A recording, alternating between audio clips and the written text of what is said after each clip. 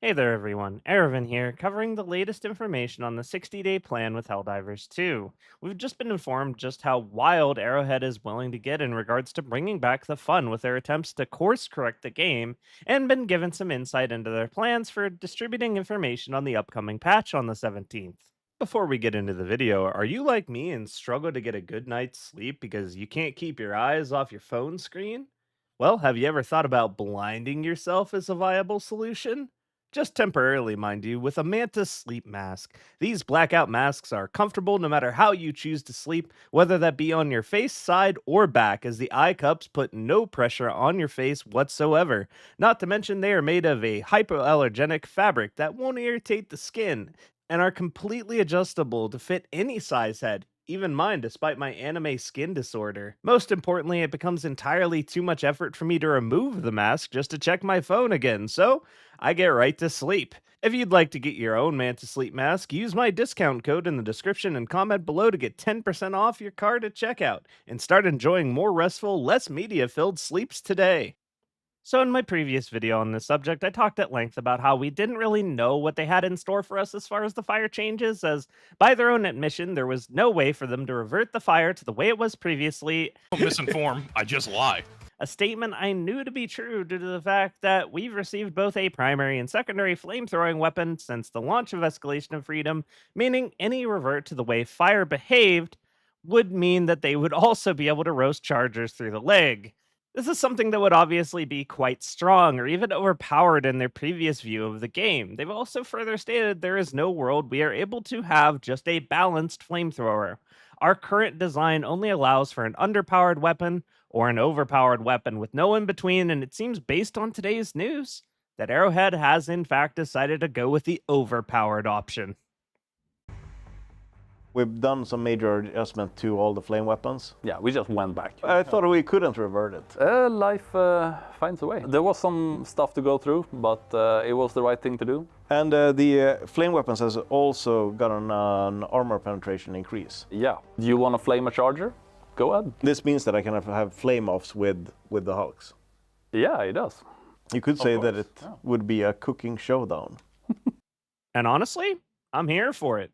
A 30% increase for this line of weapons means the Flamer support weapon will, instead of dealing its previous 600 damage per second, deal an incredible 780 damage per second, which will be absolutely insane as its previous charger melting capability was already within 3 seconds to these limbs thanks to it being 100% durable damage.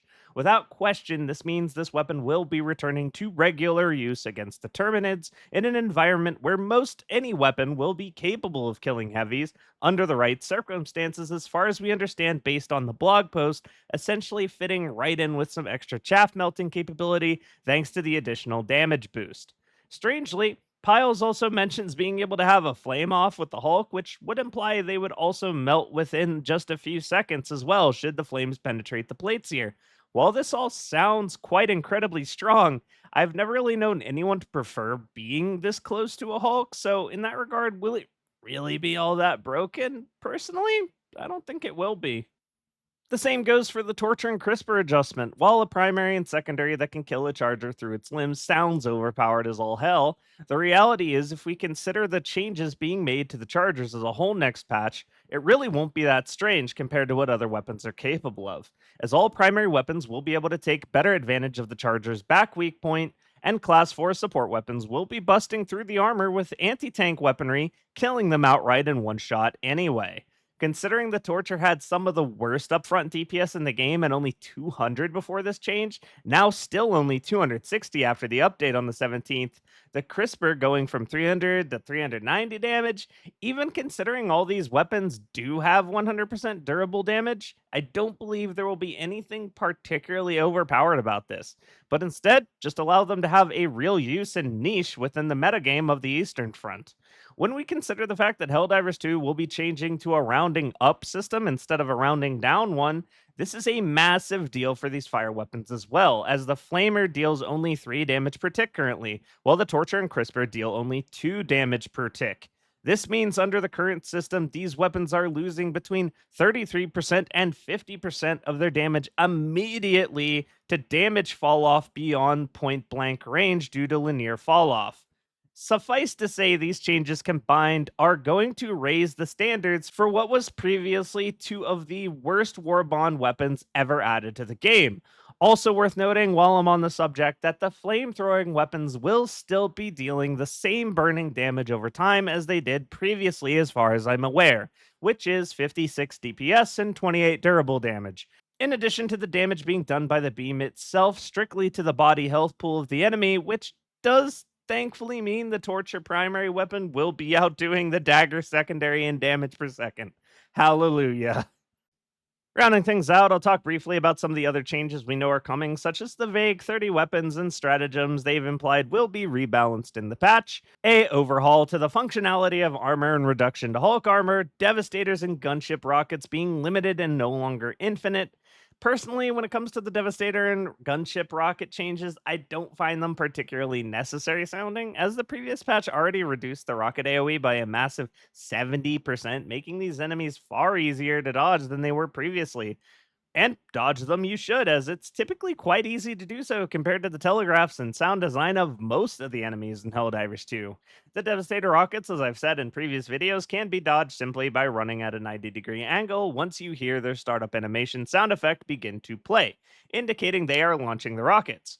For the gunships, they always attempt to lead their target 5 meters in the direction of where you are going. In a mirror to the rocket Devastator's dodges, you instead shift directions the moment you hear the gunship rockets fire to avoid them. In most cases, besides the case of heavy armor, of course, where the results may vary, the radius reduction on the rocket's shockwave has already given the necessary amount of counterplay in my mind. And I still feel a better solution here would be to give motivational shocks a 100% increase to the speed that you recover from Ragdoll, and add a toggle to stay prone after a Ragdoll occurs. This would give the player some much needed additional counterplay should they feel they need it.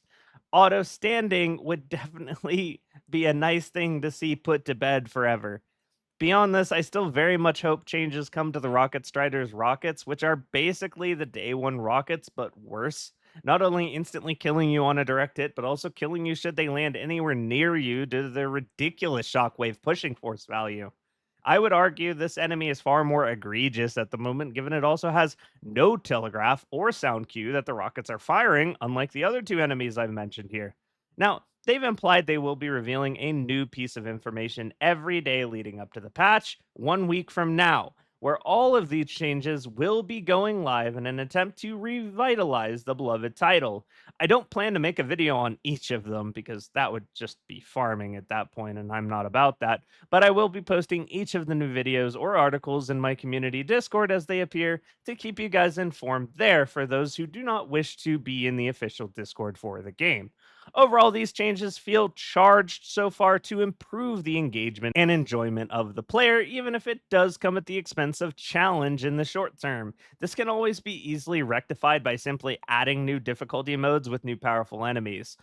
Now, more than anything, I'm just glad that we're close to turning the page in Helldivers, as the developers will once again be able to focus on providing new content and all-important progression avenues for the game, such as weapon customization and armor customization, which have been mentioned to be in development for some time now. As much as I love Helldivers, the major orders have gotten incredibly stale during all these board meetings.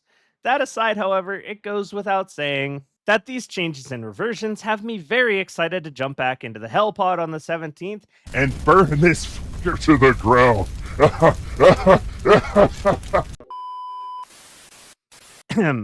Thanks for watching till the end, and have a wonderful day. I'll see you next time. Oh, hey, run over here. I might be able to get him. Oh, you'll get him. Ball. He just tanked it. Oh, he did. Yeah. Tank that. Just did a Mario jump.